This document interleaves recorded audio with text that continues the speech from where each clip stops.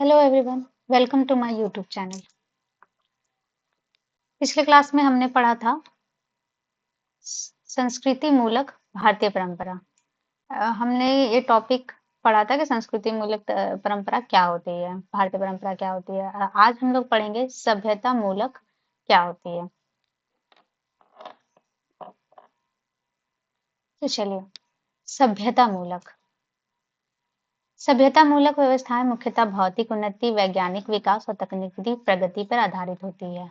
हम लोग पिछली क्लास में ही देखे, जो संस्कृति मूलक जो होता है वो आपके अंदर के गुणों के लिए होता है, आपके नैतिक विकास के लिए होता है, जागरूकता के लिए होता है। जबकि जो सभ्यता मूलक होता है वो बाहरी आवरण के लिए होता है, बाहरी भौतिक चीजों के लिए होता है, जैसे कि टेक्नोलॉजी उसमें आ जाता है। जैसे हम लोग अपने आप को टेक्नोलॉजी से एनहांस करते हैं। इसका उद्देश्य जीवन को अधिक सुविधाजनक, तेज और आधुनिक बनाना होता है। ठीक है। कभी कभी भी आप लोग सुनते होंगे कि हमें अपने कस्टमर कल्चर को नहीं छोड़ना चाहिए, पर हमें आज की दुनिया के साथ भी मिलके चलना जरूरी होता है।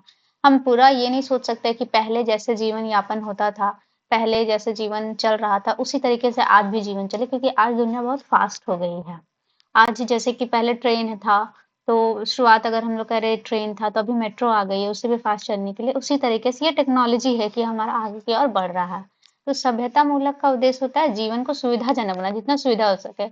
एक सिंपल सा एग्जांपल, जैसे कि पहले फैन आता था नॉर्मल, कि बस स्विच ऑन किया ऑन हो गया, लेकिन अभी रिमोट वाले आ गए। तो क्या है, सुविधा बनाने के लिए कि हम बेड से ही लेटे लेटे अपना फैन ऑन कर सके।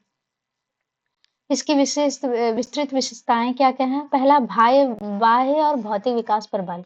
सभ्यता मूलक व्यवस्थाएं मनुष्य के बाह्य जीवन को सुधारने में केंद्रित होती है। विज्ञान, तकनीकी, उद्योग एवं संचार के माध्यम से जीवन को अधिक उन्नत बनाता है।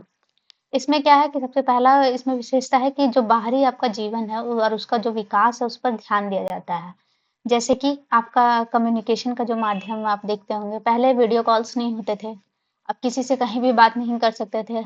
पहले ऑडियो में बात होता था, फिर आपका व्हाट्सएप आया, ये सारे क्या हुआ? ये आपको माध्यम आपका जीवन जीने की जो चीज को, बाहरी जीवन को और भी विकासशील बना रहा है। तो मनुष्य के बाहरी जीवन को सुधारने पर केंद्रित होता है। सुविधा एवं आराम की प्रवृत्ति। ऑब्वियसली अगर टेक्नोलॉजी अच्छी होगा, आपका बाहरी जीवन थोड़ा सुधार होगा, तो आपको सुविधा और आराम मिलेगा। आधुनिक उपकरण और तकनीकों के माध्यम से जीवन को सरल और तेज बनाया जाता है। जैसे कि अभी वॉशिंग मशीन है तो कपड़े धुलने का टाइम कम हो जाते हैं, तो ये क्या है, आपके जीवन को सरल बनाते हैं। पहले आपको आप खुद से धोना पड़ता तो आपका समय ज्यादा जाता, पर अब समय कम लगता है। आप स्विच बटन दबा दीजिए या ना के बराबर लगता है, आप उस समय में कुछ और कर सकते हैं, यूटिलाइज कर सकते हैं। तो इसका सभ्यता मूलक का एक आपका सबसे अच्छा चीज क्या है, विशेषता कि ये सुविधा और आराम की इसकी प्रवृत्ति थी। मनुष्य को सुविधा देती है, अधिकतम से अधिकतर आराम देती है, सुविधा देती है। किसके माध्यम से? उपकरणों और तकनीकों के माध्यम से। प्रतिस्पर्धा और व्यक्तिगत सफलता। सभ्यता मूलक समाजों में व्यक्ति की सफलता को उसकी उपलब्धि और धन प्रतिष्ठा के आधार पर आंका जाता है। इससे प्रतिस्पर्धा की भावना बढ़ती है। एक मनुष्य में क्या होता है ना, कि थोड़ा सा चैलेंजिंग रोल होना, एक प्रतिस्पर्धा होना पॉजिटिव वे में अच्छी चीज है, कि मुझे आगे बढ़ना है। तो आगे किससे बढ़ना है? वेल्थ अच्छा हो, आपके पास मनी हो, आपका सोसाइटी में इज्जत हो, सोसाइटी में एक रुतबा हो। तो इसके लिए आपको क्या होता है, बाहर की जो जीवन यापन की चीजें होती है, जैसे टेक्नोलॉजी हो गया या सुविधाएं की चीजें आपके घर में होनी चाहिए, जैसे कार हम लोग खरीदते हैं। इससे आपकी जीवन में आप सभ्यता मूलक आपको बढ़ावा देती है, प्रतिस्पर्धा की भावना को बढ़ाने में हेल्प करती है, जिससे आपको बहुत सारी सफलता मिलती है और धन मिलता है। चौथा है भौतिकवाद की प्रवृत्ति। इन व्यवस्थाओं में भौतिक सुख सुविधाओं को अधिक महत्व दिया जाता है। धन, संसाधन, उपभोग जीवन के प्रमुख लक्ष्य बन जाता है। यानी इसमें सुख सुविधाओं को अधिक महत्व दिया जाता है, ना कि नैतिक गुणों को। और संसाधन और उपभोग जीवन को प्रमुख लक्ष्य माने जाते हैं। निरंतर परिवर्तन और अधिकरण।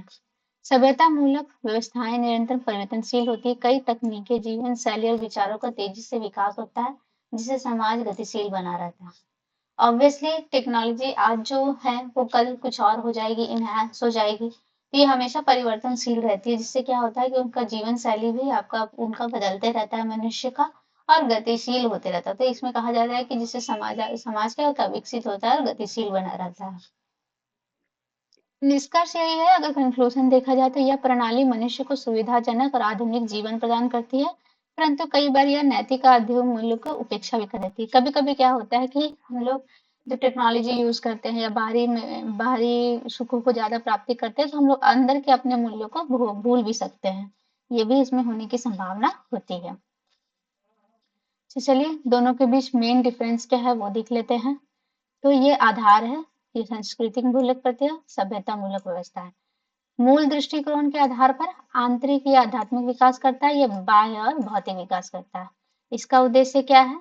उद्देश्य के आधार पर ये नैतिकता, आत्मिक शांति और संतुलन पर गौर करता है। इसका उद्देश्य है ये सुविधा, प्रगति और आधुनिकता का उसका उद्देश्य है। जीवन शैली ये सरल, संयमित, संतुलित होनी चाहिए। ये तेज, आधुनिक, भौतिक होनी चाहिए। मूल्य क्या है? धर्म, कर्तव्य, त्याग, करुणा। इसमें क्या है? प्रतिस्पर्धा, सफलता और उपभोग। नेक्स्ट, प्रकृति के प्रति दृष्टिकोण, संरक्षण और सामंजस्य। इसमें उपयोग और दोहन होता है। इसमें सामूहिक कल्याण होता है समाज के दृष्टिकोण के हिसाब से। इसमें व्यक्तिगत लाभ ज्यादा होता है। स्थायित्व, स्थिर और दीर्घकालिक। इसमें क्या होता है? परिवर्तनशील और गतिशील होता है। ये मेन डिफरेंस है आपका संस्कृति मूलक भारतीय परंपरा और सभ्यता मूलक व्यवस्था में। तो अंततः यह स्पष्ट होता है कि संस्कृति मूलक भारतीय परंपरा और सभ्यता मूलक अंतर उनके दृष्टिकोण, मूल्य और उद्देश्य में निहित है। जहां पर भारतीय परंपरा मनुष्य के आंतरिक और नैतिक विकास को देती है और प्राथमिकता देती है, जबकि सभ्यता मूलक व्यवस्थाएं भौतिक उन्नति और सुविधा पर केंद्रित रहती है। ठीक है, लेकिन दोनों का सर्वोच्च समन्वय करके हम लोग एक अच्छा जीवन जी सकते हैं। वर्तमान समय में आवश्यकता इस बात की है कि दोनों के श्रेष्ठ तत्वों का समन्वय कर नैतिकता, आध्यात्मिकता और आध्यात्मिकता के संतुलन के माध्यम से समग्र विकास सुनिश्चित किया जाए। ठीक है, तो ये रहा आज का, यहीं पे समाप्त करते हैं लेसन।